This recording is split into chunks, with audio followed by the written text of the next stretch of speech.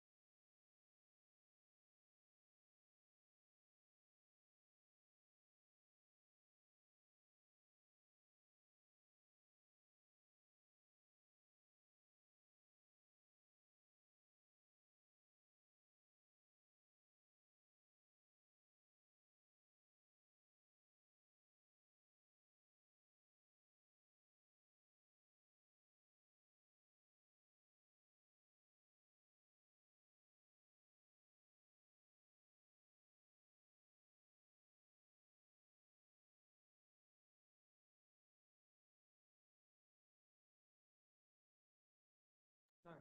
Sorry, Mr. Hurry up, baby, or yes, right, yes, ma'am, it's yours. Do we wait till 5:30? Is it, Or it's already 5:30 it here. is 5:30. It's not 5:30 here, but it's 5:30 then.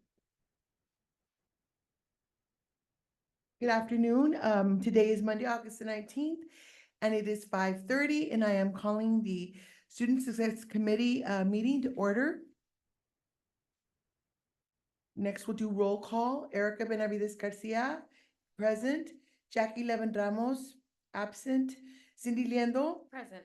Karina Caria Elizondo, absent. Okay, we'll move on to Student Success Report Card. Dr. David Ariazola.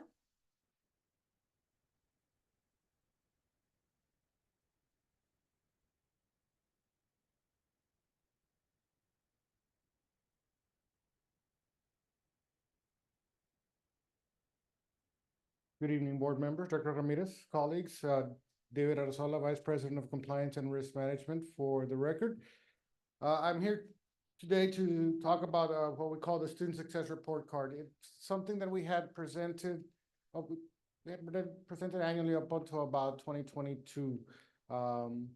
We stopped for a little bit mostly because some of the metrics, and I'll show you what I mean a little bit, had become a little bit outdated. So luckily, with House Bill 8 and some of the things that they're using to measure how community colleges are funded, we're able to use the metrics that are there as a way to measure our own success as well.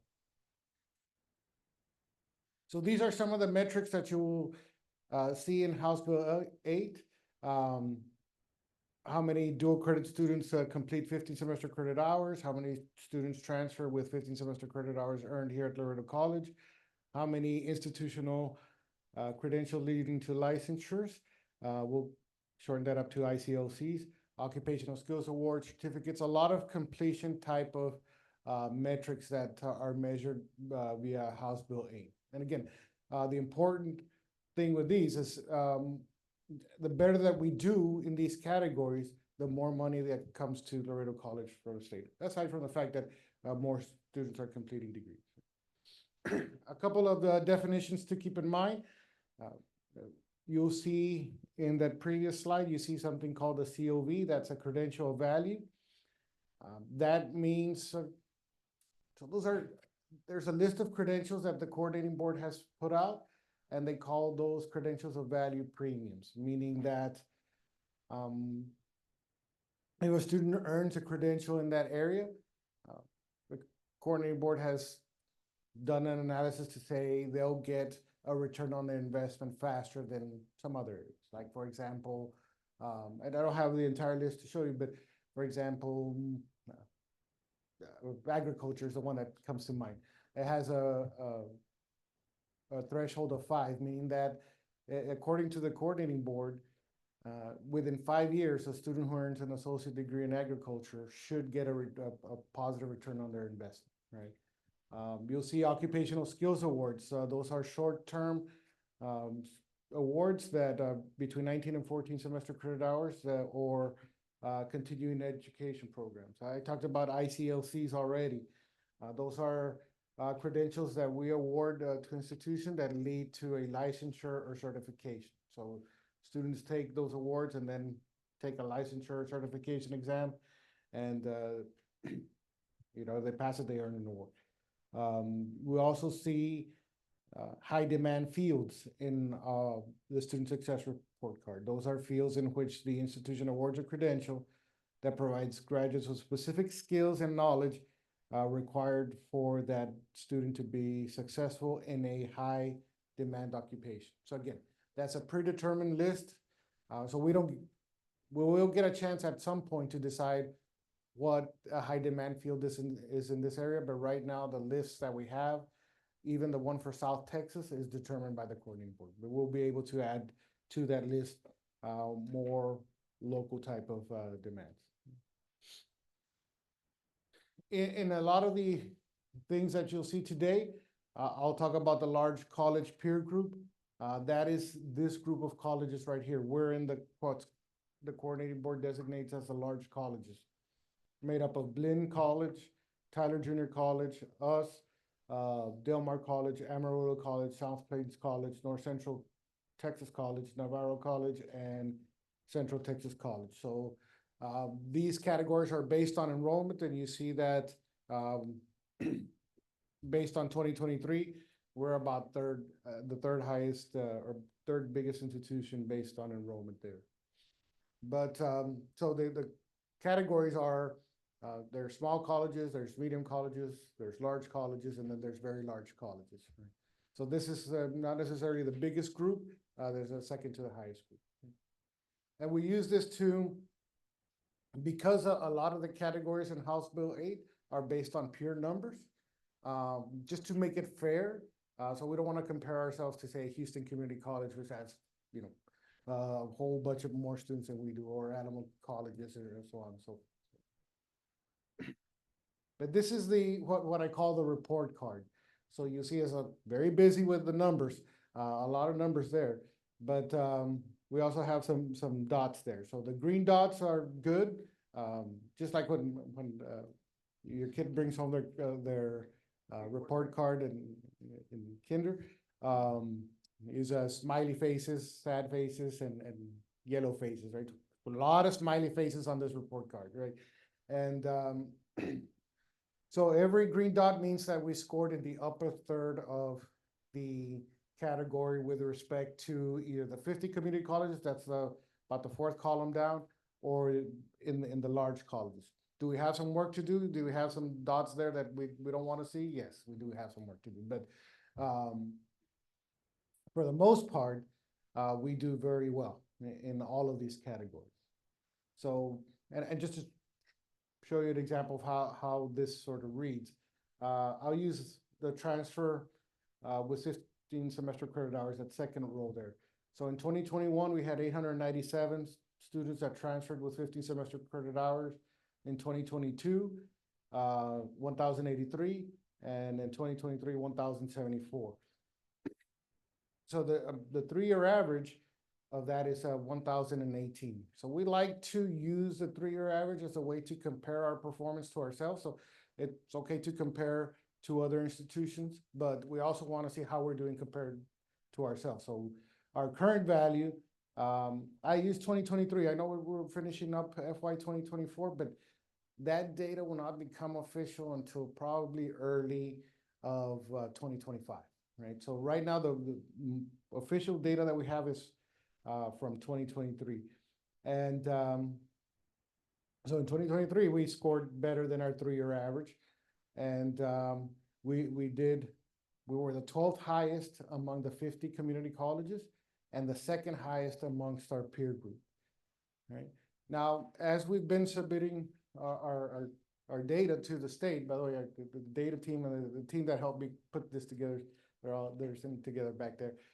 Ms. Ramirez and Dr. Martinez and then Ms. Lopez there. As we've been submitting data to the state, they're using this data to compile some projections. So the last 2 columns there, the reason why they have decimal points is not like we have a 0.6 students, right? The reason there's that, because those are projections based on the data that we've been submitting. Again, they won't become rock solid until early in next spring. So I always like, when I present the student success report card, to look at a few things that we did very well. And the first category there, the number of dual credit students that Dr. completed. Lola, Go I'm ahead. sorry. Can we go back to the other one though? Because I do want to know, like, I see where we're doing well, right? But I do want to know also, like, for the associate's degree high demand field, that we are in the red. Mhm. Can you talk to me a little bit about that? Sure, and actually, I might have Dr. Tejina chime in, because I know this is something that we've noticed early on and we're already addressing. So the high demand fields in the associate degree, again, they're predetermined by the state. There's a list of fields in which if we award an associate degree, we get credit for those. What we do here at the college is we have, basically, everybody gets a general associate degree, either an associate of science degree or an associate of arts degree. We don't award associate's degree in a particular field. Right? So we're addressing that. We're already working on that. So this is not, it's not that we're not getting this done. It's just the way we have it structured and the way we're reporting it. We're not getting the full amount credit that we should be getting. I don't know, Dr. Tejeda, if you want to. Marisela Rodriguez Tijerina, Provost Vice President of Academic Affairs. So exactly what Dr. Arriasola said, we issue out an Associate of Science in General Studies, not an Associate of Science in Engineering, as an example. Not to say that out of our students graduating with an AS in General Studies, that they're not or majors of the engineering high demand. So we don't offer the specific major in the AS or the AA, but we're certainly exploring the high demand and maybe start off with 10 high demand areas that can later give us the value of the performance outcome, if that makes sense. So yes, we have them. They're just in general speaking major terms. And a very similar idea for the 2 at the lower end, that they're the COV premiums for the certificates and the associate degrees. Again, a lot of that's a new category, by the way. It just started this year. So as we're learning about what the coordinating board considers a credential value, then we're going to adjust our strategies to make sure that we get the full credit there. Again. And on some of the certificates that we do offer that are considered credentials of value, we have to petition the state because they're credentials of value in our area, but they may not be credentials of value for the state of Texas.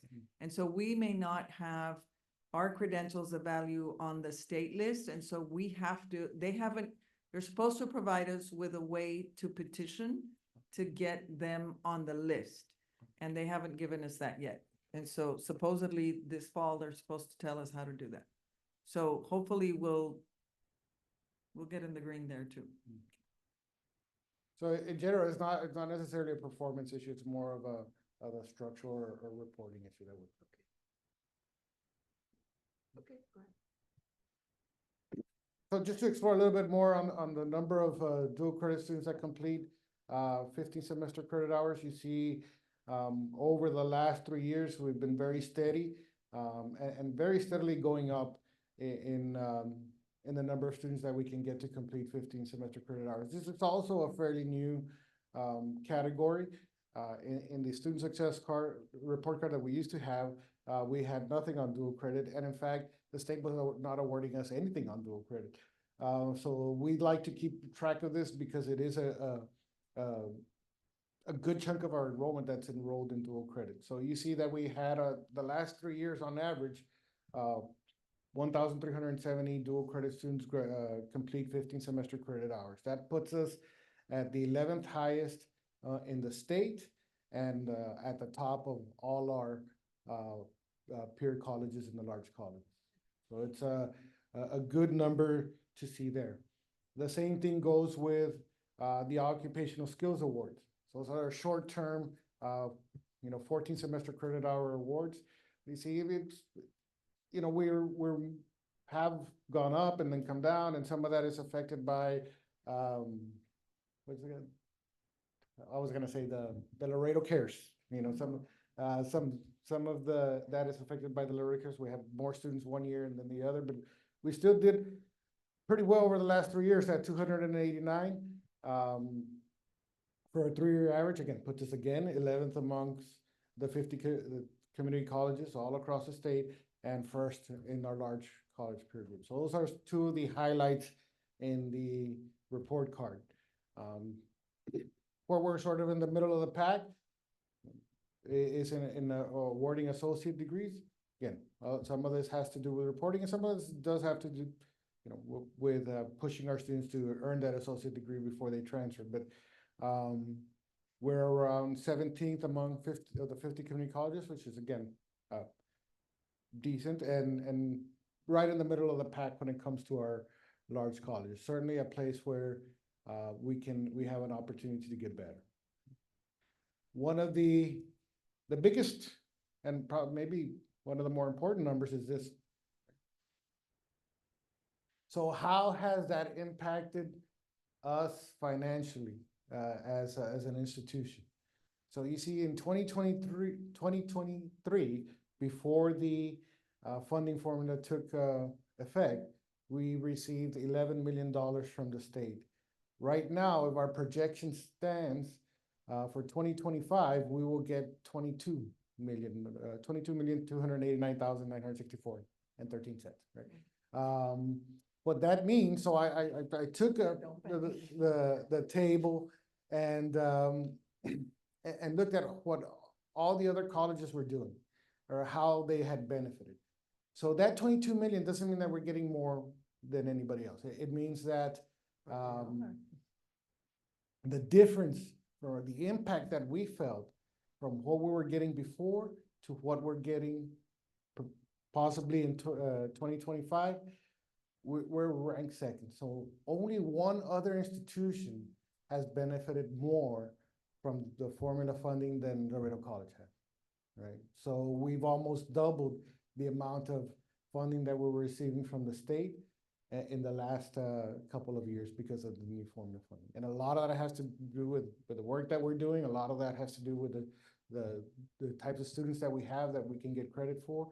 And I know we're gonna get better, but this is certainly a good indication of how the institution has benefited from the new formula funding. that kind of completes my presentation. I wanted to end up with good news there.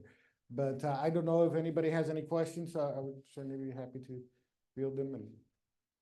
You have a nice slides also on your, that he Yes. provided you all with I saw that. information, so. Our graduation. Let me ask you something. Right now, how do we compare, our dual credit students to our regular ed students? Do you have the numbers on that? As far as, Well, as far as, enrollment is about Enrollment. about 50-50, maybe kind of shading a little bit more towards the dual enrollment side, maybe 51-48, somewhere around. This semester, I don't know the exact number yet, but last semester we were at 48-51%. 48 being dual and 51 being. No, 48 being regular and 51 being dual, if I'm not mistaken, right? Yeah, I think it was leaning more towards the dual.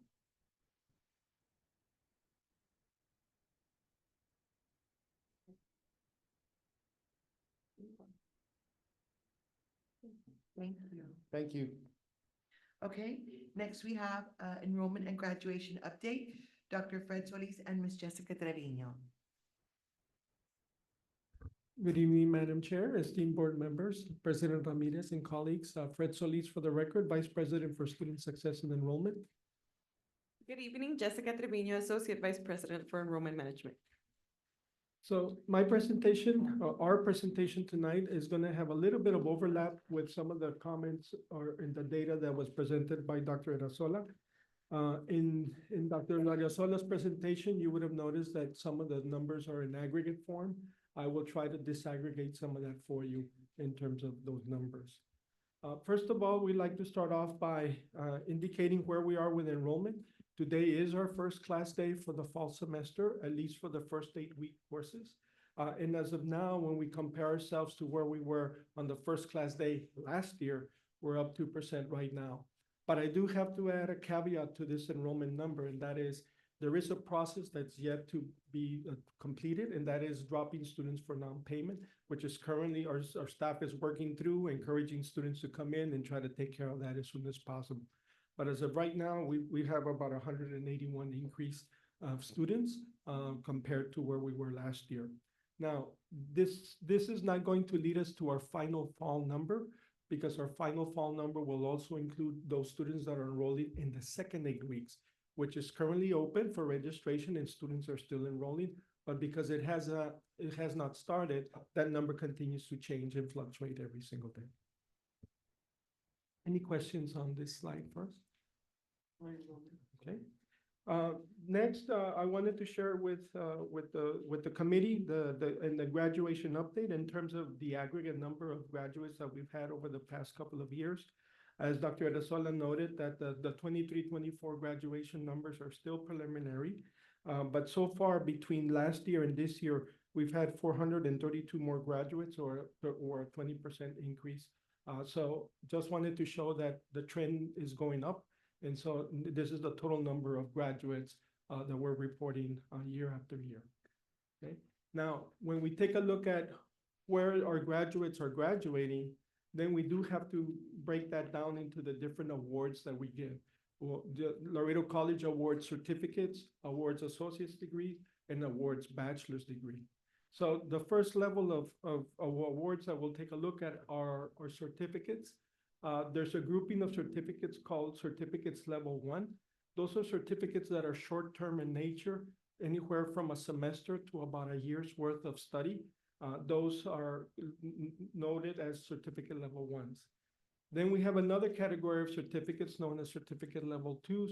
These are typically 2-year certificates, which almost equate to the same amount of time as the associate degree, except the only difference between the level 2 and the associate's degree is that level 2 certificates are only technical. They contain no general academic coursework, such as your basic English, histories, math. None of that is contained within the level 2 certificates. And then, as you heard Dr. Erasola mentioned, we have our third category of certificates known as Occupational Skills Award. The numbers that you see on this scale includes both those that have been awarded on the credit side and also on the non-credit side, because there are occupational skills awards both for credit and non-credit. And so again, just to caution that the numbers for this year, 23-24, are still preliminary, particularly for our occupational skills award, because on the continuing ed side, they haven't completed their fourth quarter or their last term of the year. Any questions on the slides? Okay. Next, we'll take a look at our associate's degree. Again, Laredo College awards 3 different categories of associate's degree. We have the Associate of Arts, the Associate of Science, and the Associate in Applied Science. So the Associate of Arts is your preliminary degree that would probably put you on track to graduate with a Bachelor's of Arts or a Bachelor's in Business Administration or the typical liberal arts type of degree. The Associate of Science is more specific, gearing you towards, when you transfer to the university, gearing you for a Bachelor of Science type of degree. In some cases, a bachelor's like in biology, in chemistry, and mathematics, and so on and so forth. And then the Associate of Applied Science, these are our technical degrees. And so you have associate degrees that are in computer science, for instance, that are in business and accounting, and so forth. And so we have those technical degrees as well. So the takeaway from these slides here is that right now we seem to have a much greater uptake on the Associate of Science degrees. So a lot of this is because students are gearing up to follow STEM fields such as engineering, mathematics, technology, and so forth. Next, when we look at our bachelor's degree, again, we have our numbers on the Bachelor of Nursing degree. The Bachelor of Nursing would be considered one of those high-demand bachelors that Dr. Arazola alluded to in his presentations. We also have our Bachelor in Organizational Leadership, because that is a more newer degree. Again, we don't have that many years of trend, but nevertheless, there's still an uptick with that program as well. And so again, we have our preliminary numbers, which will be finalized within time for reporting to the state. When we take a look at how it all distributes, in 2023, the most certificate that was awarding the most awards was certificates level 1. We had 30% of all of our graduates actually earning level 1 certificates, followed closely by our Associate of Science with 23%. So as you can see, the level 1 certificates in the Associate in Science tend to be the 2 categories of awards that most students graduate under. And then you have the breakdown or the distribution for all the other types of awards as well. So when we look at the complete pie of how many or where are graduates graduating from, the largest slices of the pie are level 1 certificates and our Associate of Science. And that was in 22-23. When we look at 23-24, we notice that still continues as a trend. Again, the bulk of the graduates still happens to be in our level 1 certificates, with almost 1/3 of our graduates completing those awards, followed very closely by our Associate of Science at 24%. And in 23-24, since the Bachelor of Nursing is at, It accounts for Right. 1% of all our graduates. right. Yeah. But since it is at a high demand, why do we have only like 10 Graduates. graduates as opposed to organizational leadership that has 63? That's largely driven because of how the program has grown or how the program is managed. And so I think I'll have to defer to Dr. Marisela Tijerina Rodriguez for that. Marisela Tijerina, Provost Vice President of Academic Affairs. So to enter the BSN, you have to have completed the ADM program with an RN license. So without the RN license, you cannot enter our transitional program, because it's a transitional program where our students don't begin freshman year. They begin what you would call After. junior year, Okay. you know. So that's what we saw is after COVID, there was a drop Yes. with students wanting to pursue their baccalaureate degree. Also, we used to have a hybrid program. And with an online now program, we saw doubling in students coming in. And we have to understand the industry, you know, these students, you know, they work. And so to better gear the population, we converted the hybrid into an online. And let me ask a question, because it is in high demand, right? It isn't because we don't have enough professors teaching, or that we're not offering it in the evening because maybe they work during the day and we're not offering it in the evening, because, I mean, when I got my master's or whatever, I went at night because I worked, you know? So I'm wondering, would that affect our numbers as well? So that was what we were offering, night classes, a hybrid format. So 50% was online, 50% they had to come to campus. So the numbers started dropping. The moment we converted it into 100% online, the numbers increased. Because that's what the students demanded. Because they were that working student, they preferred the online. Now, actually, BAS, the organizational leadership worked the opposite. We started as an online and now we're converting into a hybrid, because what they're adding in the last semester is a lot of experiential learning, where they have to go out in the community and conduct like a capstone project and help a business and industry partner with that particular project. And I know that Dr. Guerrero does a lot of activities on campus for the organizational leadership. So that one actually converted. And we still have numbers. The other difference is that the BAS Orgio will take 2 cohorts per year, whereas the BSN is 1 cohort per year. So hopefully that clarifies the difference between the two. Next, I'm going to focus on our continuing education programs. Their enrollment, as I have mentioned in the past, is based on a quarter period. And so right now, continuing ed has yet to complete their last fourth quarter enrollment for this year. They have still the last 2 weeks of August still of enrollment. So although we're showing a drop in enrollment compared to where we were last year, there's still 2 weeks worth of registration and programming that's ahead of us. And so I think that could be very easily overcome. Additionally, continuing ed also does have graduates, credential graduates. In this case, you heard Dr. Ariasola refer to ICLCs. Those are mainly coming from the continuing education programs. And so as you can see, those programs have also have an uptick in terms of the number of credential graduates that these programs are putting out.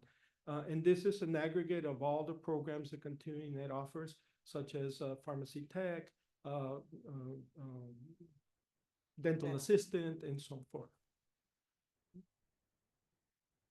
Now I'll pass it on, unless there's any questions, I'll pass it on to. Let me ask you a question. Yes. For, right now, how many applications do we have for admittance? And in those applications, does that include the workforce and continuing ed, our numbers?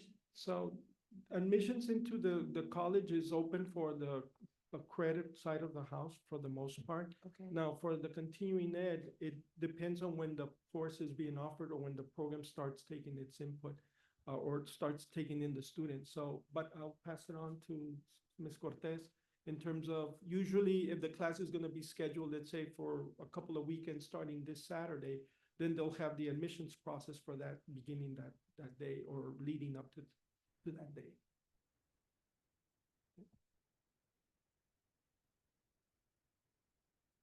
Good afternoon, Sandra Cortez for the record, Dean of Community Ed. In continuing ed, we don't have an application process. As the students come in, we quick admit them and they can register for any program that is available. But, all right, explain that to me.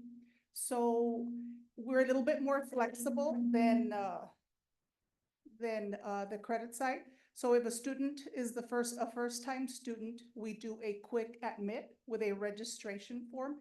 We get demographic and basic information from them and they become a student. If they're an existing student, then we just register them. So if they come in. Your mic, please. and- Your mic. So if they come in.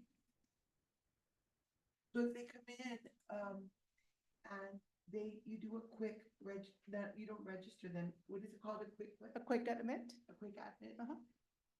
do you have their credentials? Like, do you know if, you know, they graduated from high school, or does that matter? It does, no? It matters to the employers. We could register students that don't have a high school diploma or a GED. Okay. But the majority of the programs that we offer through the ICLC or the credentialing and licensing, the employer will require a high school diploma or a GED.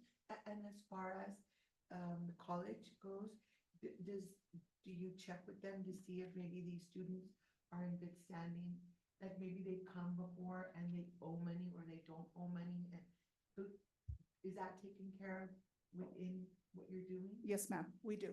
We verify, so we will not duplicate students. We look at any holes that they have, and they take care of those holes as needed or as arrangements are made, depending upon what the hold is. But yes, we go through all of that as well.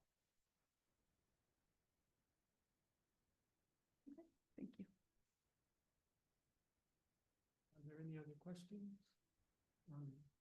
Dr. Young, Okay, say so it. then, No, I don't have any questions.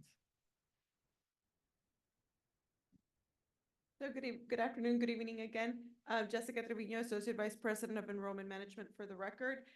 Today I'm going to present to you two updates regarding financial aid and regarding the Palomino Pledge. First and foremost, I do want to inform everybody that we continue to process financial aid applications as they are coming in. To date, actually, just a couple of hours ago, we were at 8,206 applications processed. That puts us at about a 3,000 application difference from last year. And we still see the number of students needing verifications be significantly low at 85 students, so that we can make sure that we are trying to award as many students as possible. These applications do include both FAFSA and TASFA students, TASFA being for students who are unable to complete the federal application and have to complete a state application. Out of those 8,206 students, 5,959 have been packaged, meaning that they have been offered some type of financial aid in assistance. It could be in the form of Pell Grant, TEOG, SEOG, OCT, PEG, and all of these are just acronyms of names of grants that we are able to offer, both federal and state grants. Out of those 5,959 students, 3,856 students are already enrolled. So as you can see, there is a difference there of about 2,000 students that we can still reach out. And like Dr. Solis mentioned, encourage if they are not attending another institution of higher ed, well, then we encourage them to come back and to enroll for the second 8 weeks. So that is our first target population for the second 8-week enrollment wave. Those students that have already been offered financial aid and have not yet registered and are not attending another institution of higher ed. Questions with financial? I do have. Thank you. Of the 8,206 applications that we received, are those applicants, are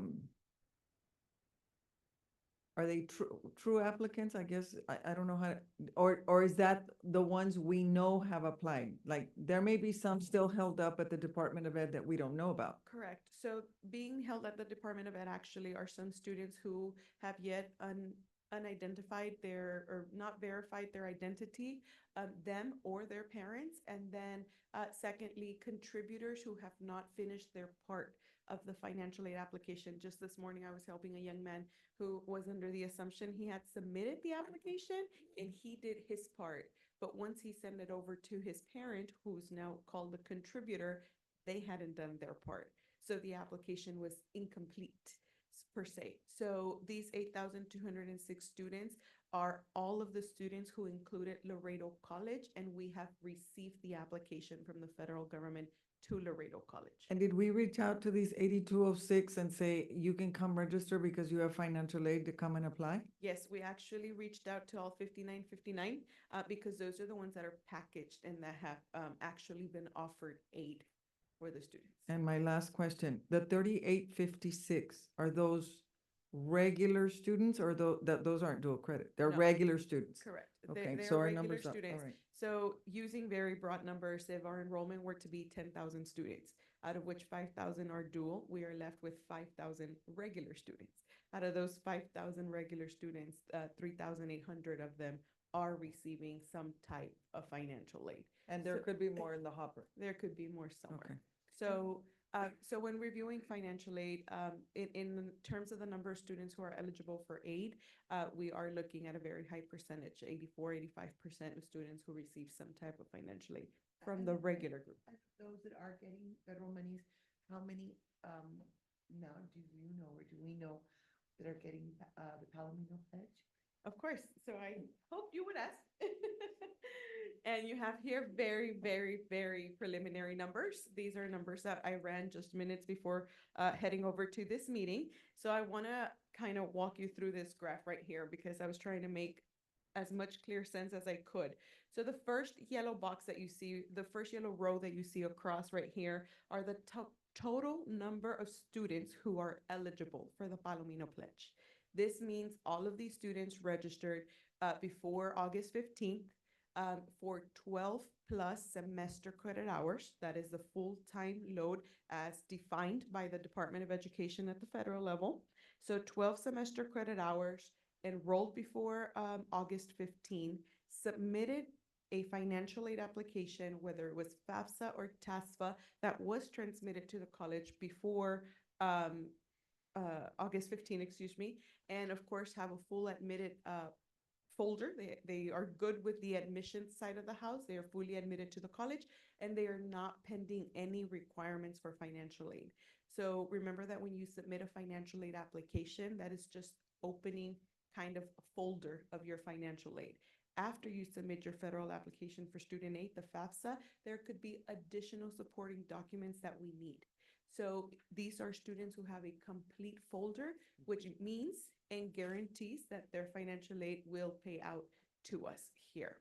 So that is a total of 1,943 students, out of which tuition and fee charges. Please note that these are very peculiar tuition and fee charges because the Palomino Pledge only covers tuition and mandatory fees. This amount here excludes any students who are, for instance, taking a course for the third time and have the three-peat fee, which means that's not a mandatory fee on our end. That's a fee that the student is incurring because they're taking the class for the third time. So those type of fees are out of this math, okay? The next row that you see here is the next column is the total authorized aid or CE payments. CE, not continuing education, but contracts and exemptions or waivers in form of payment. So authorized aid as of a couple of hours ago was $6,892,268. That's how much authorized financial aid we have at this point for these 1,943 students. $41,433.25 are payments that have come in from our third-party contractors and or students using waivers and exemptions. This does include students, for instance, who are our veteran students and are entitled to Hazelwood or Chapter 31, Chapter 33. Those are coming in as payments first. And anything after that those exemptions and waivers don't cover is what the commitment of the Palomino Pledge would be. So which leads me Does to- that, excuse me, Mike, Go ahead. does that include employee waivers? This does include employee Okay. waivers, yes. This is after, and sorry, leading to the last column, the Palomino Pledge commitment as of today is $365,977.50. That is to cover 1,943 students. That's that first row across, and that's just the general numbers. In light yellow at the bottom, I went ahead and separated the 1,943 by categories, 3 major categories here.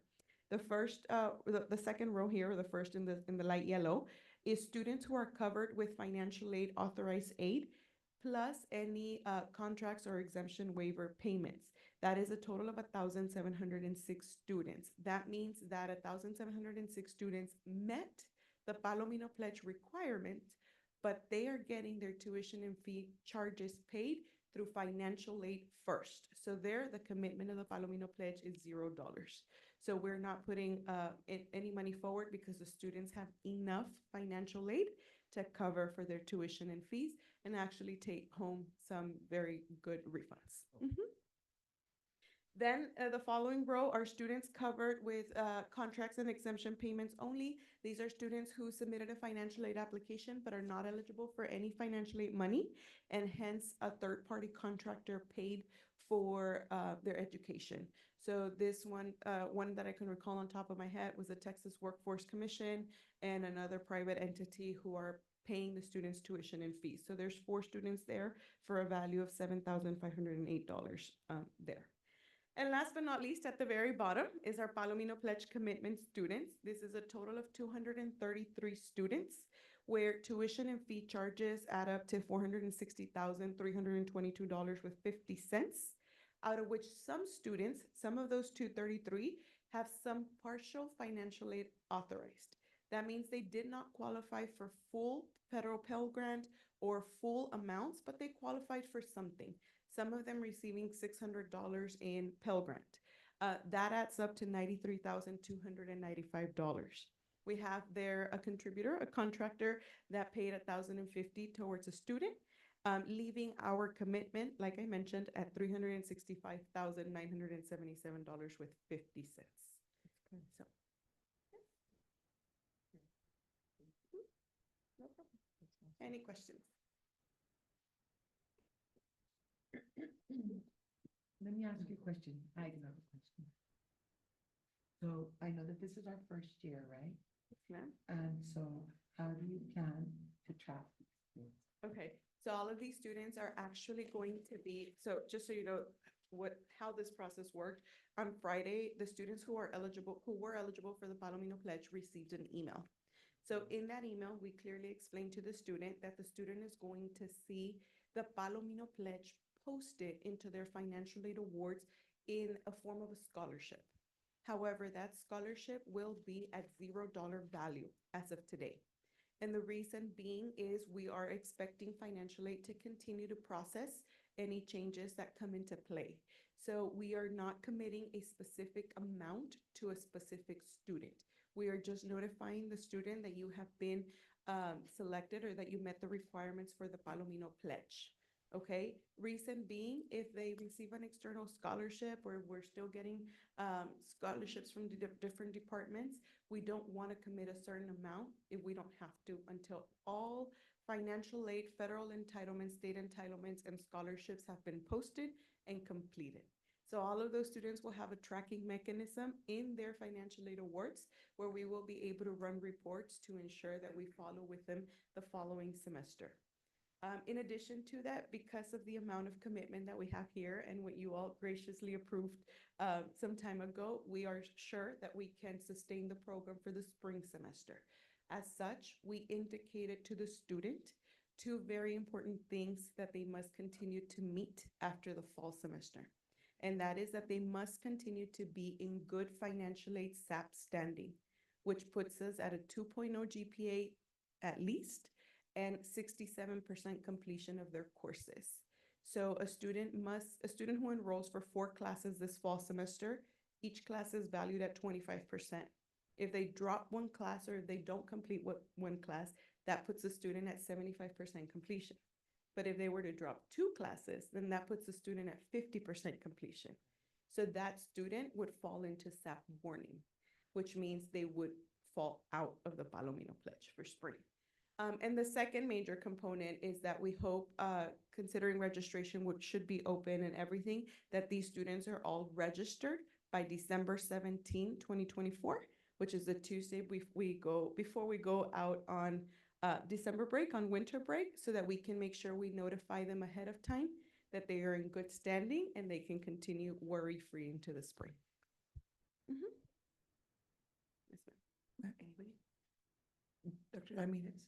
To follow up on her question, are you all coding the students somehow so that if we wanted to run a report later for Dr. Dave's report card, let's say, can we run the report so that, I mean, Maria Luisa could pull out all the Palomino Pledge students and run a report on their success rates and how long it took them to graduate, let's say in 2 years. We could start running graduation reports on those kids. Yes? Yes, we can, definitely. Okay.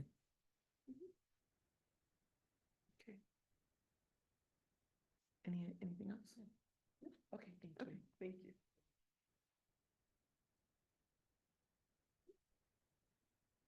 Okay, next we're gonna move on. Number 5, general education overview.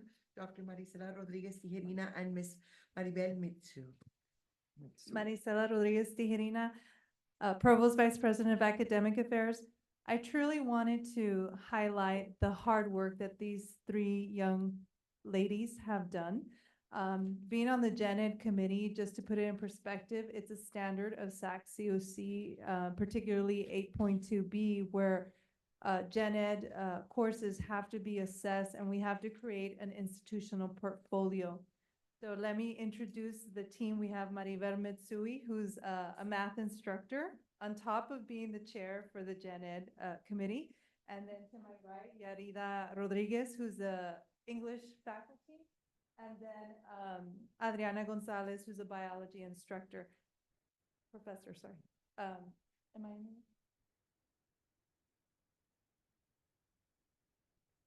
So to shorten things up, Gen Ed is basically all the core classes, and all core classes have to, we have to assess 6 major essential competencies.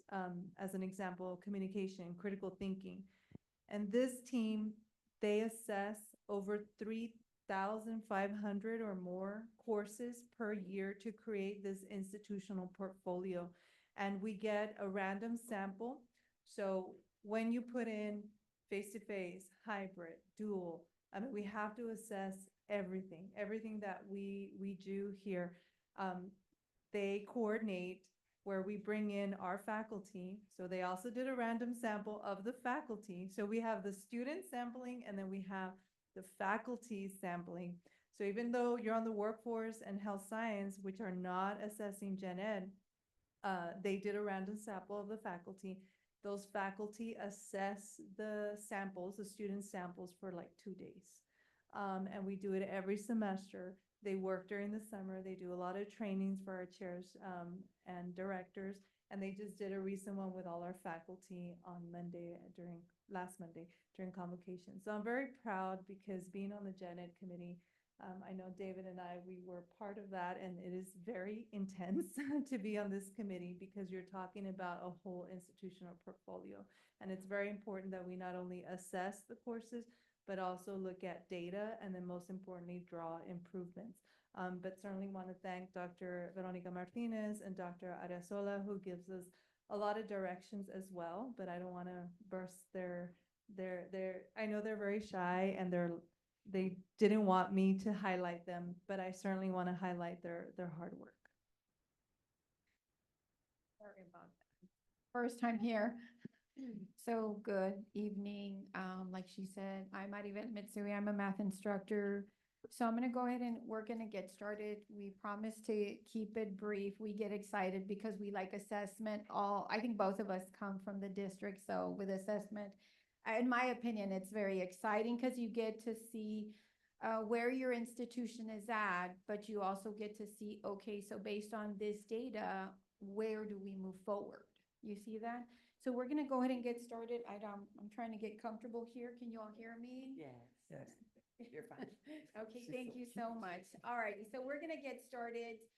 So first and foremost, so general education pretty much, so we take care of all the core level courses. And I love what David was saying because he was talking about what's going on in terms of all the different areas. We focus more on the core level courses.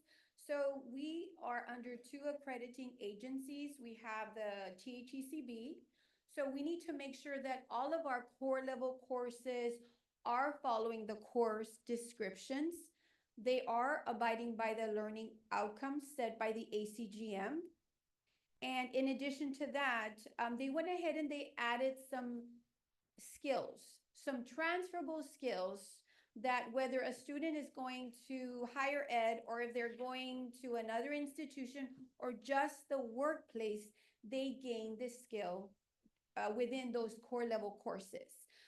So we're making sure that all of those skills are embedded within those core level courses, in addition to the semester credit hours, which of course are set by the institution. So what we have here is we have the core course skills requirements. So any course that is part of our core, depending on the category, is required to teach those objectives within that course. You see that? So we can see, for example, I'm going to go with mathematics. So within our mathematics courses, all of our faculty, whether they're dual enrollment, hybrid, online, face-to-face, they're required to teach the skills mandated by the ACGM, those learning outcomes, but also make sure you're teaching how to communicate in a math course, critical thinking, and empirical and quantitative skills. So these are skills that are embedded, and it's the same for all core area courses, okay? So we do have a master plan, and actually during this summer, we did kind of like a little audit to make sure that every single course that is offered at our institution or at one of our offsites institution is being assessed. So I'm very blessed. Well, we have a very supportive administrative, but also faculty that they kind of like, I'm very intense. I'm sure you probably can tell, but it's because I'm very passionate about assessment. That's why. So then we have a 3-year plan. And with this plan, we want to make sure that all of our core level courses are being assessed, not just to meet the state mandate, but to make sure that we're giving our students a quality core level course, that they are prepared for the workplace and for higher ed. Okay, so this is our plan. I think we have it up to 2026, I think. But we're going to keep looking at it probably every 2 years before, of course, we're going to go up for accreditation. We're also under the second accrediting agency. So the coordinating board tells us you have to embed the skills in all of your courses. SAC-COC has 2 different standards. The first one is student achievement, which is 8.2B. This one is telling us, okay, you have identified those skills. Are you assessing those skills? And then once you assess them, are you providing evidence where you're seeking improvement as an institution? And this is where the portfolio plays a big role. And standard 9.3, this one is telling us make sure that the skill that you're requiring those students to learn is a skill that it can be embedded in all types of courses, not just specific to one area. Like the quadratic would be something that I would not want for it to be a skill where everybody has to teach across the board. But communication is a skill that we can embed in all types of courses. Okay, so that's what SAC-COC says. This one is asking us, are you assessing as an institution? So the 6 skills, or we know them as competencies, is, like I said before, communication, teamwork, critical thinking, empirical and quantitative skills, social responsibility, and personal responsibility. So those are the 6 skills that are embedded within our core level courses. Depending on the core is the skill that you are required to teach within those courses. So if I can just make a quick, I think this year, I'm also teaching dual enrollment. I've been at Nixon since 8 in the morning. I was lucky enough to be selected to an externship where I got to go to a company, and the majority of the businesses outside said that these skills are very important to their area. So I did tell them, you know, I'm glad to hear that because that's exactly what we're doing at our institution. Okay. In addition to that, I'm sure you're going to be happy with the results. So we went ahead and we went through our first assessment. We just started, the 3 of us, I think, just started in spring 2023. But we've already done our first assessment. So what we've done is we've taken samples from all core level courses, and we've brought in, like Dr. Rodriguez said, we brought in assessors from both the workforce and the academic areas, and we had them, I would say it's like double blind because they don't know, it's redacted. They don't know who the student is or what the sample is. They just know they have a rubric, they've been trained, and now they have to assess. So based on that, for communication, our students either met, that's what is included in this data. Either they met or they exceeded the expectations.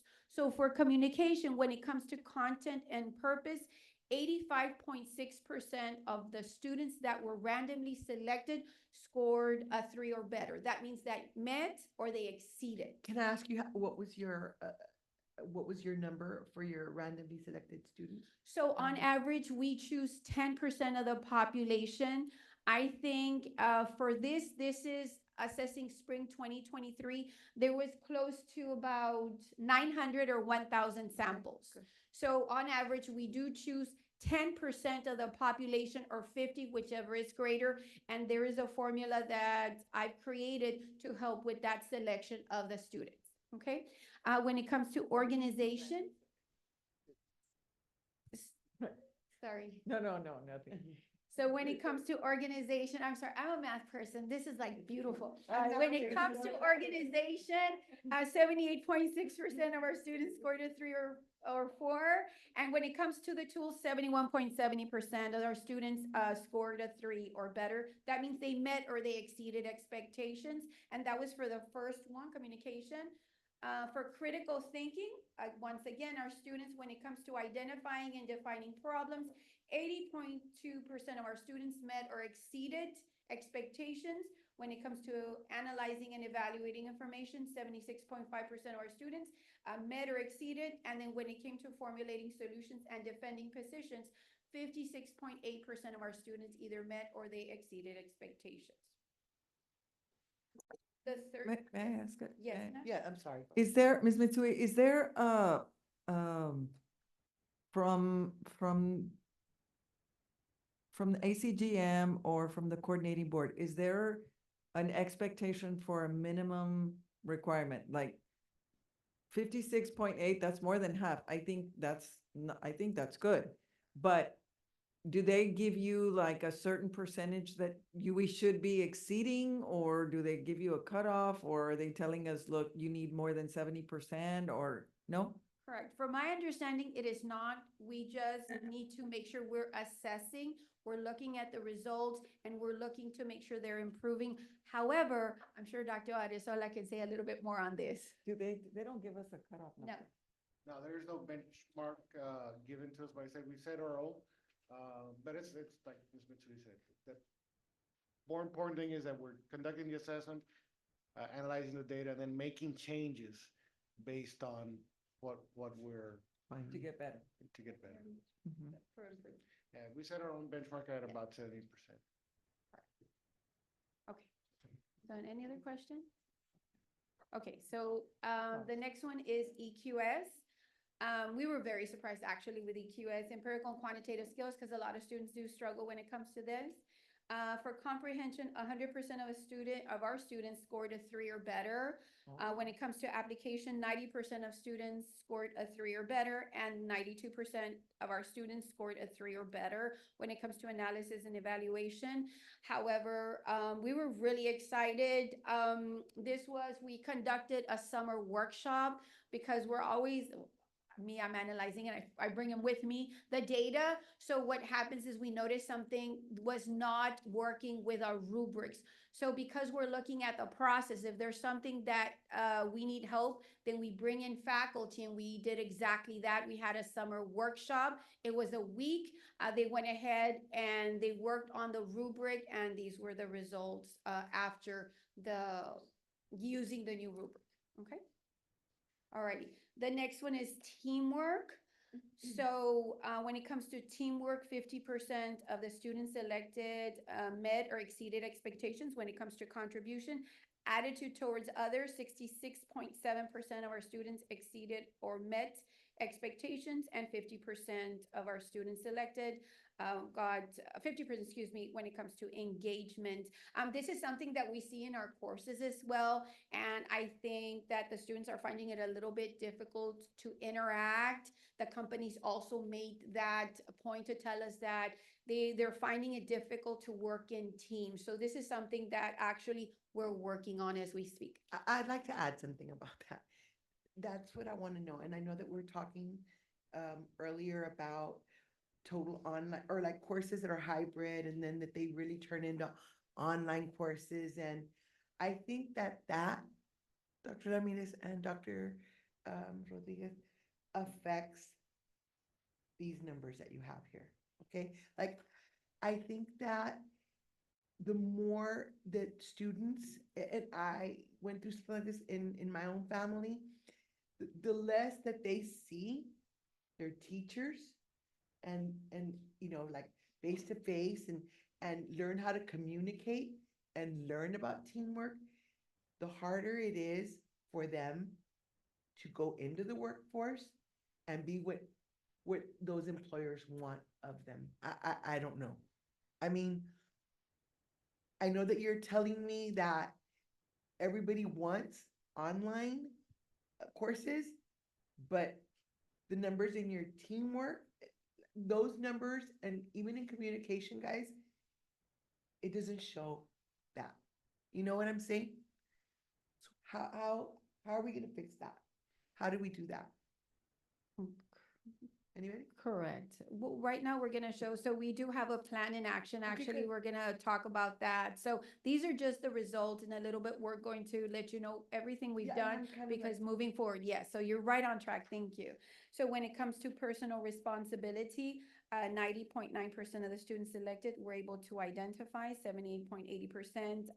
They scored met or exceeded when it comes to analysis, and an evaluation of 69.7% either met or exceeded expectations. So what we started noticing as a trend was as you go up the level in Bloom's taxonomy, excuse me, we started noticing a drop. And that's where our plan of action actually is gonna come into play in a little bit. Social responsibility, same thing, identification, 92.2% of the students selected scored met or exceeded, Analysis. 77.5 either met or exceeded when it comes to analysis, and when it comes to evaluation, once again, 76% of the students met or exceeded expectations. Okay, so what we've done throughout since coming on board, we've actually collected a lot of feedback. However, I'm going to let the next chair go ahead and talk a little bit about what we're gonna do with those results. Now we know what the results are, so now what's the plan of action? Okay. Hello, everyone. So between spring 2023 and spring 2024, we issued about 3 surveys for faculty and chairs. The first one was a post-assessment survey. We wanted to get their input on their assessment experience. They were assessing these student artifacts, so we wanted to get that feedback. Then we also collected information from the faculty that participated in our EQS workshop, because they did design the rubric that was used to assess during the assessment. And they, because there were faculty members from different disciplines that assess EQS, they kind of took a look at their signature assignments and said, hey, there's room for improvement here and there. So, because of that, we wanted their feedback. And then the third survey was to all faculty and chairs, asking, now that we have these results, what are some best ways to improve pedagogy or to help increase, the student success when assessing these skills within their curriculum. Okay, and basically we put all the information together. Basically some popular trends included, a lot of them commented that the need for practical hands-on experiences and clear assessment criteria is necessary. Importance of faculty development to support the teaching of competencies. That's going to be pretty, you're going to see that come up several times. The fact that faculty does want like professional development to work together as teams and try to, Sure. include these skills in the pedagogy. And then, of course, integration of real world applications to enhance learning outcomes. So a lot of feedback was given, for example, concerning institution-wide strategies. What can we do as an institution together to make these improvements? Again, faculty development, they kept on commenting on that. Provide regular workshops and professional development sessions to help faculty get those skills or those tools to go in and modify that curriculum and include the skills, right, in their signature assignments and their curriculum overall. We do have, faculty development here at Laredo College that a lot of faculty were able to point out and said, hey, this is, becoming very helpful, right? For example, we attend CTEL. CTEL, has been for how many, a few semesters, or a year maybe? A year. And of course, they mentioned CTEL, that has been helpful. They mentioned department workshops. Department workshops, I think, at least in my department in English, we've done them, but not as much as we have been lately. We're on our second one. And basically what we do as a department in English is we kind of like in May, we kind of, sit together as, a department and think, how can we, make things better for the next, right? So we encourage department workshops to sit down and look at, your signature assignments. I have a question. It just Mhm. popped into my mind. When you're talking about faculty, are you talking about faculty that's here at LC and also the dual, the teachers that are also in the schools working together? Well, we sent it to the chairs, right, and they included their faculty. Is that how? Since we have more than half of our kids from. Correct. So we do conduct dual enrollment faculty as well, so they do get to participate. The only thing is theirs is separate. So usually that one is set up by, twice, yeah. Twice a year. Correct, correct. So Okay, we I are was just included. curious about Yes, that. they're getting Okay. training as well. Okay. And of course, they, concerning faculty development, they did mention that gen ed workshops are very effective, like for example, the one we had for EQS rubrics, and just basically explain the assessment process, why it's important, and how, just to understand the institutional process of assessment. They also mentioned, again, curriculum integration, standardize the integration of signature assignments, rubrics, and practical application across all departments. In other words, let's make sure that those artifacts that we are collecting, what you're teaching in the classroom, really do incorporate and embed these six competencies, right? Right. Again, CTEL was a very, the creation of CTEL was really good because we do attend professional develop concerning this. And Gen Ed, we're very proud because Gen Ed and CTEL are gonna we're gonna work together and show them these results. And because they are in charge of offering, professional development concerning like the betterment of teaching and all that, they said, let's get together, let's look at the results. Let's have workshops on how to embed these skills in our curriculum, okay? And then, of course, they also mentioned, why don't we share various teacher-designed activities that will help target all competencies? Teaching, should be social. If a teacher has a great idea on an assignment, kind of make it known, share it with your department. Let's work together as a team, right? And of course, embedding the gen ed rubrics.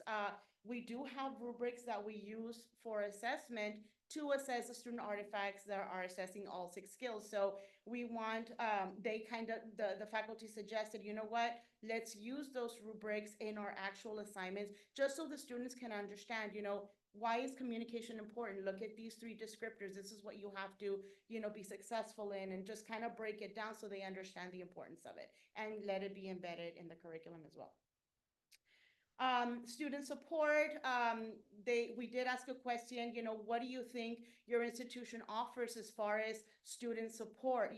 Besides you, the instructor, where else can they go to be able to, get support and improve, their outcome, right? And many said, for example, the writing center, which we've had that for a few years now, and it's very, very successful. I know we use it in the English department a lot. Our students really get a lot of help from the writing center. The library, Turnitin is very helpful. On-time support, class, you have your instructors there just waiting, to be your tutor and to help you, along the way. And then, of course, you have online tutoring for those students that prefer, to use it, again, when they feel they need it, it's available as well via Canvas, right? Assessment and feedback was also suggested. For example, implement consistent assessment and feedback mechanisms to monitor progress. Basically what we're doing now, right? We have the results.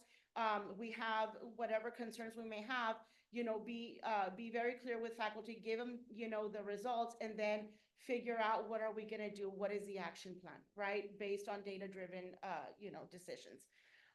Some mentioned, review gen ed rubric with students alongside, in other words, not only train the faculty to understand these assessment rubrics, but also bring in the student. Why are we doing this assignment?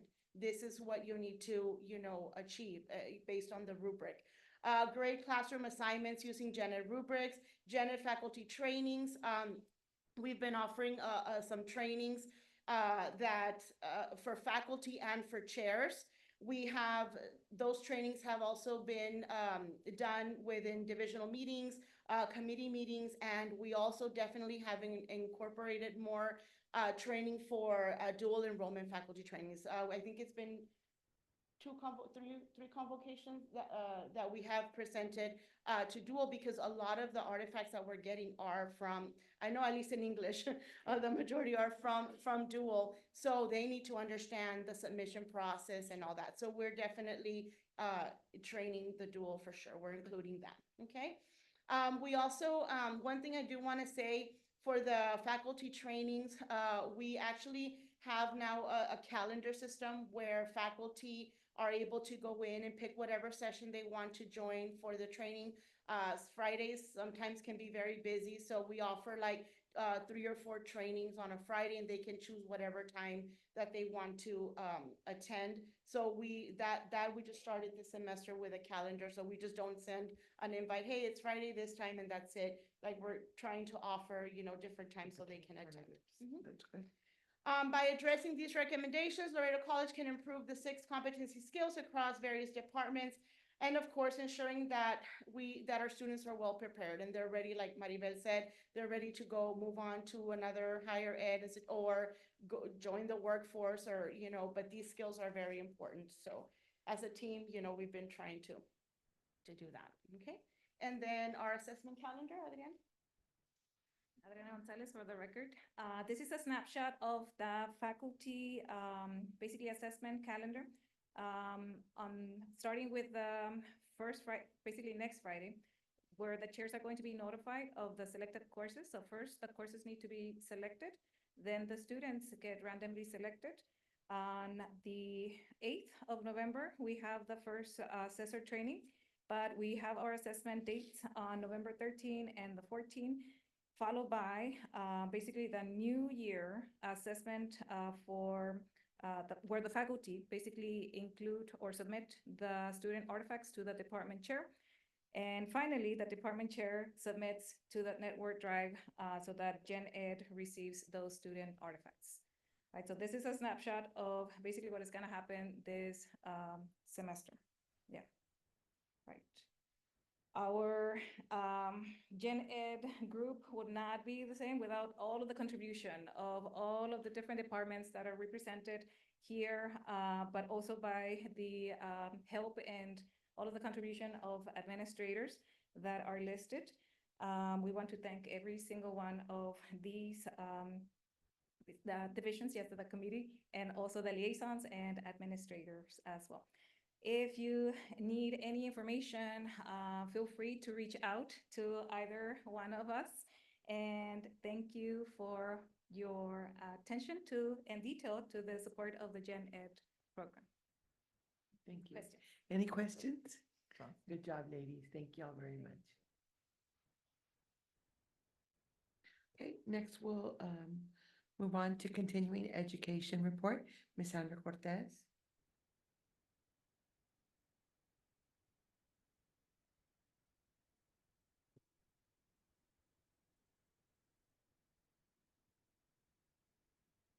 Thank you, ladies. Thank you.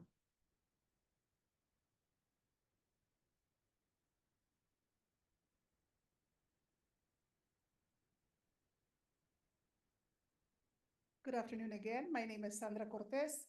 Excuse me. And I'm the Dean of Community Education. I will be presenting today on continuing education and adult education.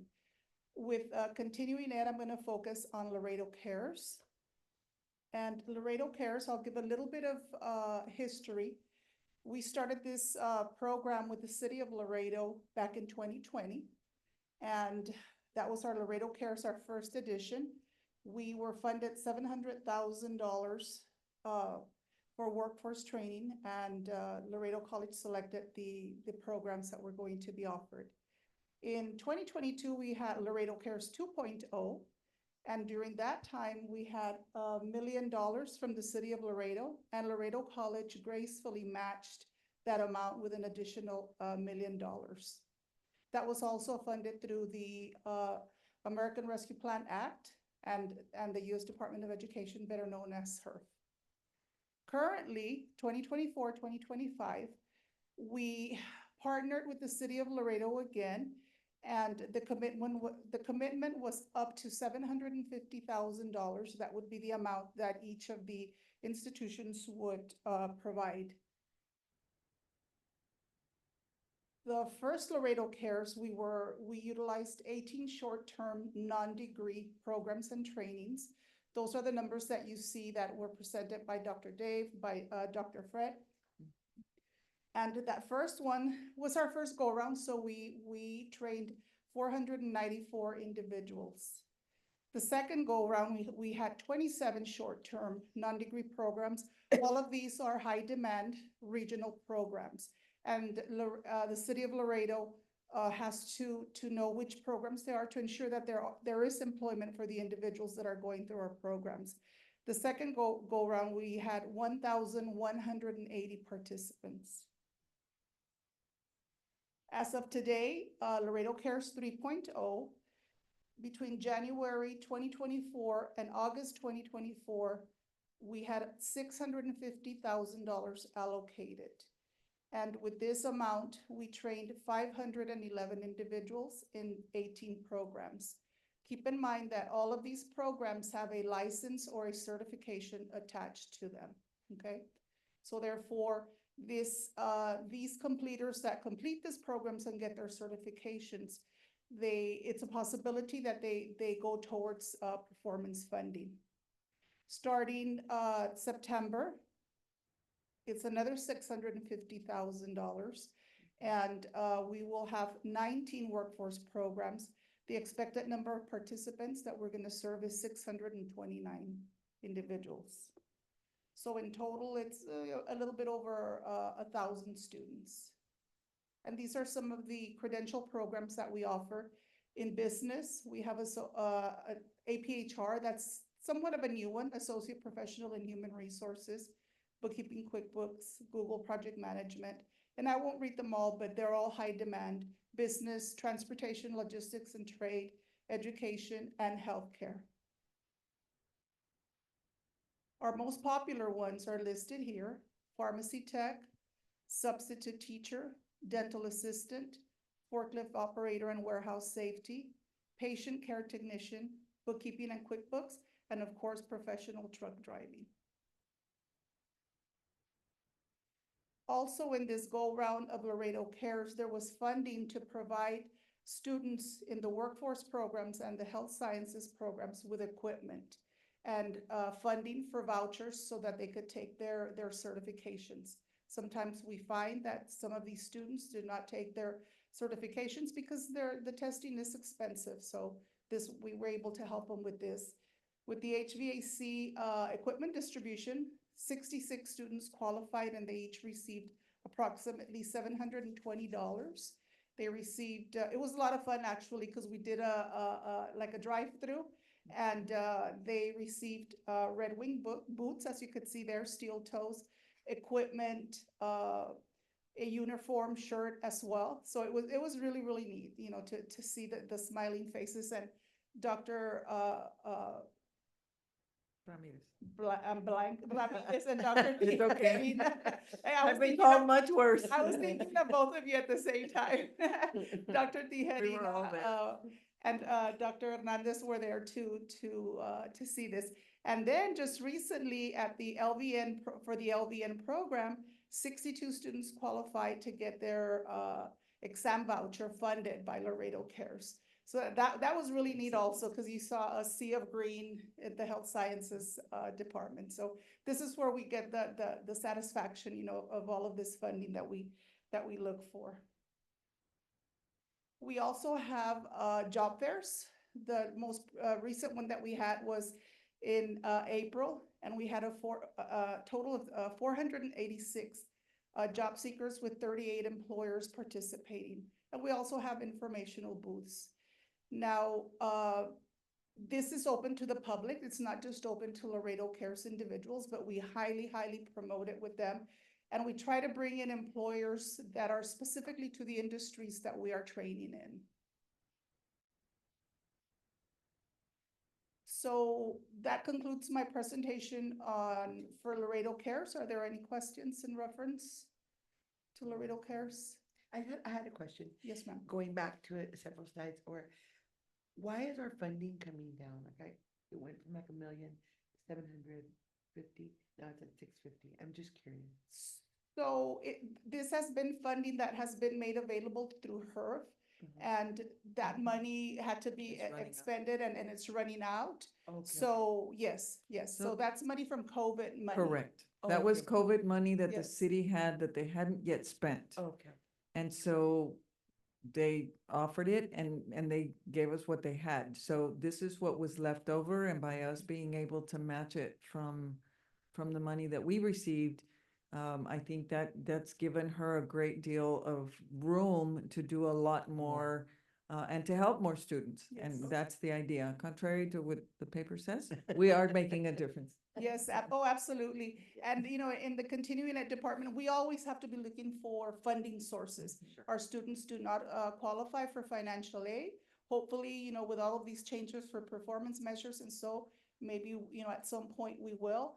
But we're always looking for grants, anytime anybody approaches us that they have money, we take it. And the college is very graceful, and thanks to your all support that we were able to match it, so that we could increase those enrollments. Because And one of the things that we're trying to push in this next legislative session to support what they're doing in continuing ed is to take that stigma of non-degree, it's a non-degreed program. Well, that's not necessarily true, because they're getting a license or a certificate to do something. Right. To be a dental assistant, I mean, an assistant to a dentist or to be a pharmacy tech, you need that little papelito or they're not gonna hire you. Right. And so it's not that they're non-degreed, it's that they're getting a different kind of degree. Right. And so we at TAC, is that all the 50 community colleges, that's one of the big pushes that we're trying to make to try to assert funding for these For those. programs, so that if these students had money, you think they would be here? They wouldn't be here. They wouldn't need us. They need us and they need our help. And so, so we're trying to find a way to convince the coordinating board and the legislature that how important these programs are.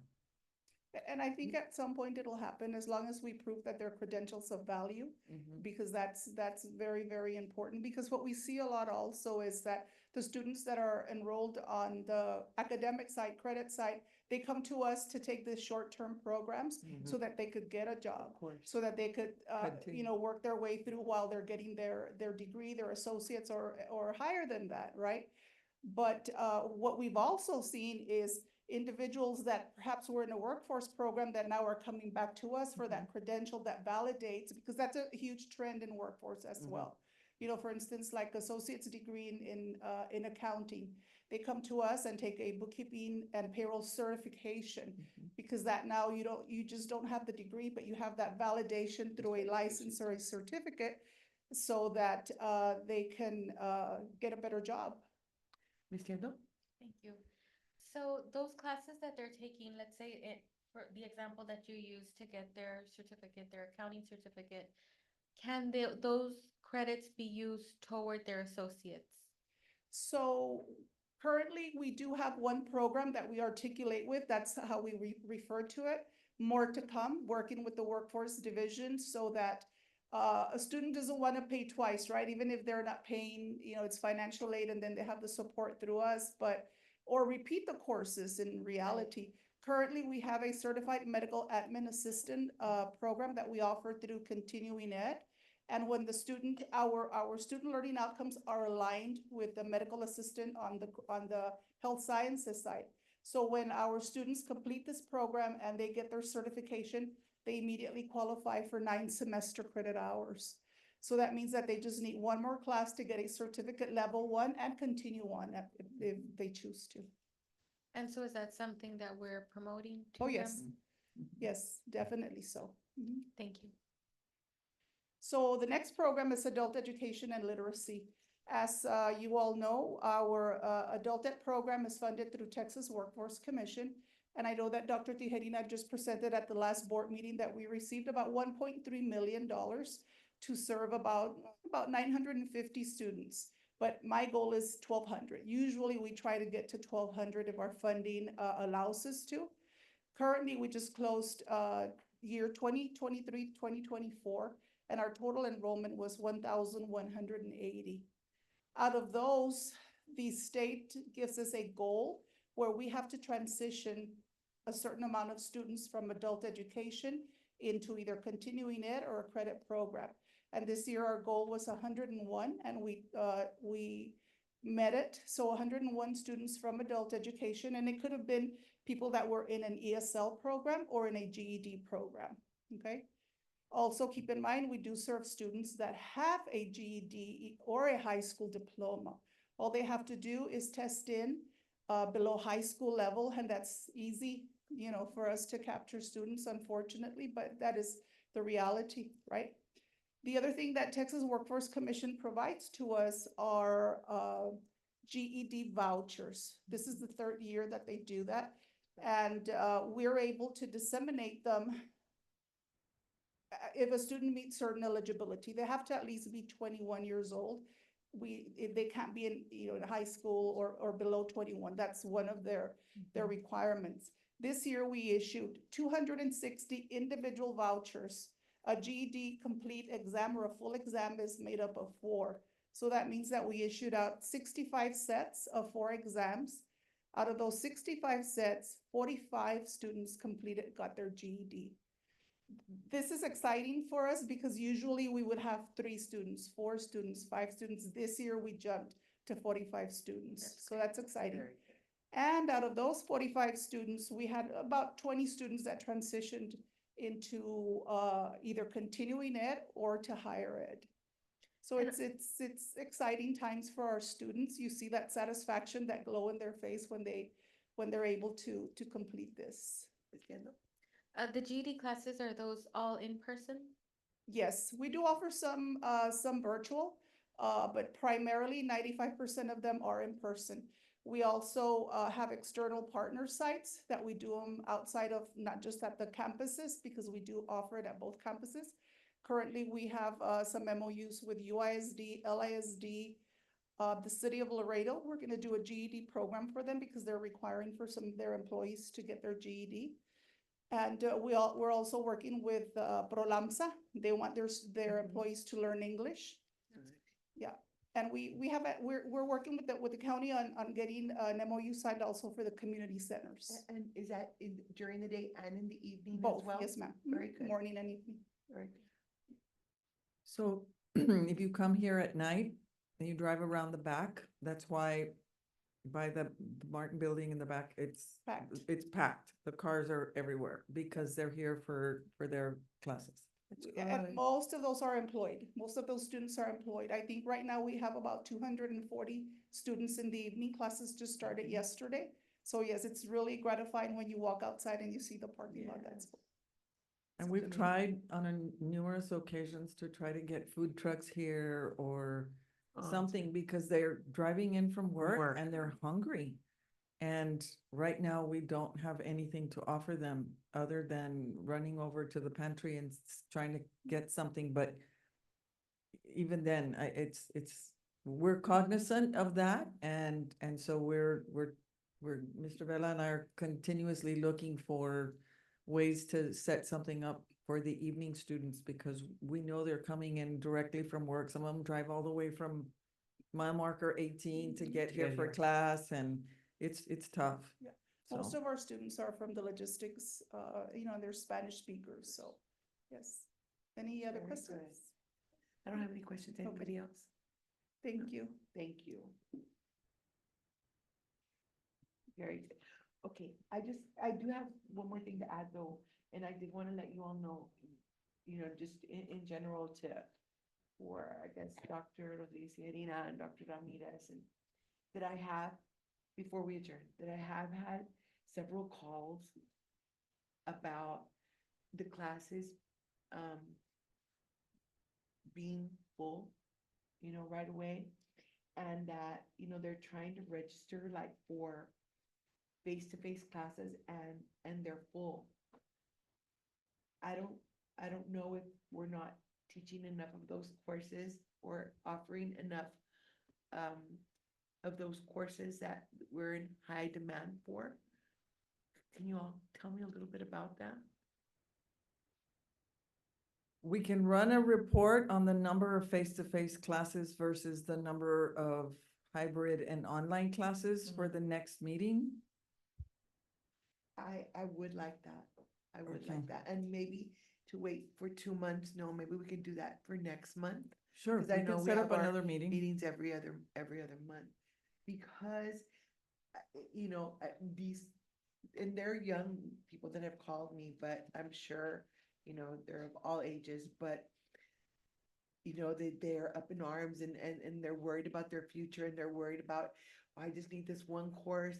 I cannot move on if I don't take it and it's closed, and what am I gonna do? And I feel bad for them, I would hate to be that person at college and not be able to move on because the course I need is always full.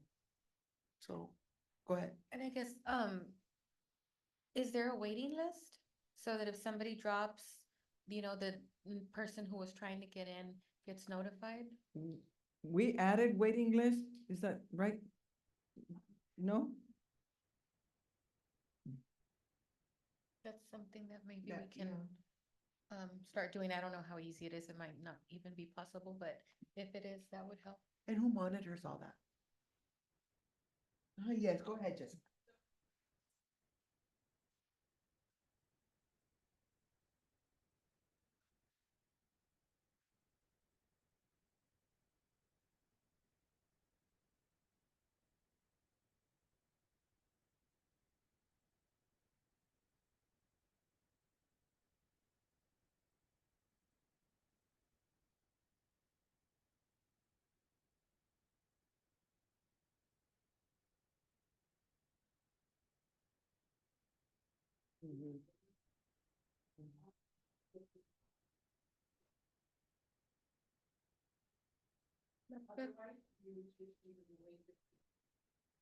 So they get it by email, that's how they're.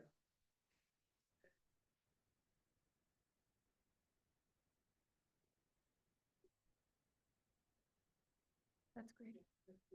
And at what point would we, sorry, but at what point would we make a decision? Like, is it gonna only allow 3 people on the wait list, or would it?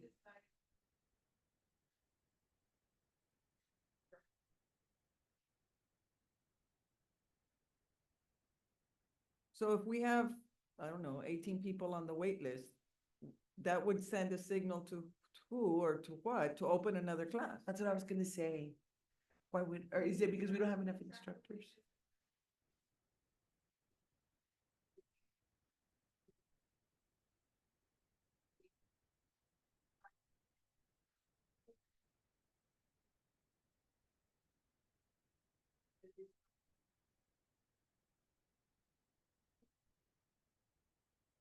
Right.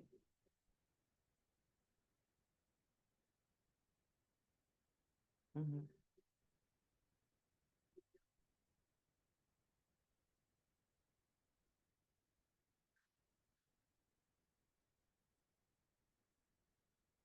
And they get their hopes up and then they think Of they're course, gonna be called and they're not, so. yeah.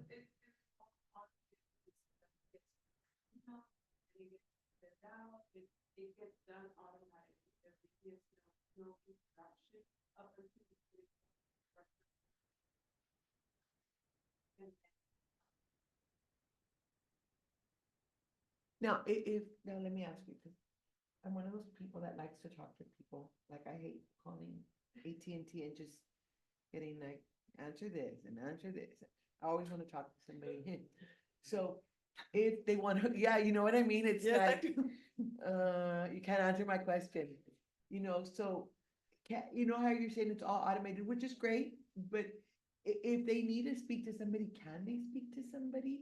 Is there like a 1-800 number that they can call, or you know, a number that they can call you guys and actually get an answer like, no, you are on a wait list, or, you know, they think they are, or you are on one, the deadline is in 1 week, or, you know, we'll let you know, like that kind of thing. Cause I think that they're just all, you know, I don't know. No problem. So, Scared. sorry, I'm told that I need to use the microphone. So yes, so the wait list actually, the email that goes out to the students, we get to draft and we get to add the content, whatever we want on there. So we can include on there a phone number or an email address to get that going. The second part of your answer to where, we're hoping that we're gonna bring up the chatbot that will live on our home website so that we can have some of these questions predetermined for the students. So that if they have a question and they ask the chatbot, they can get a quick answer. Maybe it's just how do I click, or how do I move, or how do I register? And then the third thing that we're working on is we're actually cleaning up all the coding that used to exist in the system. It was coding that was pretty much drafted for an employee to understand and comprehend, and we're trying to clean it up for the student to comprehend and understand. Like RE means registered, and we're displaying the word register. WL was taken, but LW means waitlisted. And we're displaying the word waitlisted in the system. So we're trying to make it very transparent to the students. In today's waiting area at the financial aid office, we had students who just wanted to check if they were ready. So while they're waiting, we're teaching them to navigate your student records in your own hand, in your passport account, on your phone, if you want to log on from there. And you can see exactly what's your schedule look like, what does your financial aid look like, and everything. So we are trying to simplify as much as we can what we're doing, and the feedback that we're getting back from the student to know that they can do everything from their phone is awesome. Anybody, any other questions? Marisela Tijerina for the record. I would just suggest that when you get Those those type calls? of calls Uh-huh. you can refer them to my office. We do our effort to look at closed class reports, and I will tell you, for instruction, it does get difficult in certain programs because either I don't have the facilities or I don't have the faculty.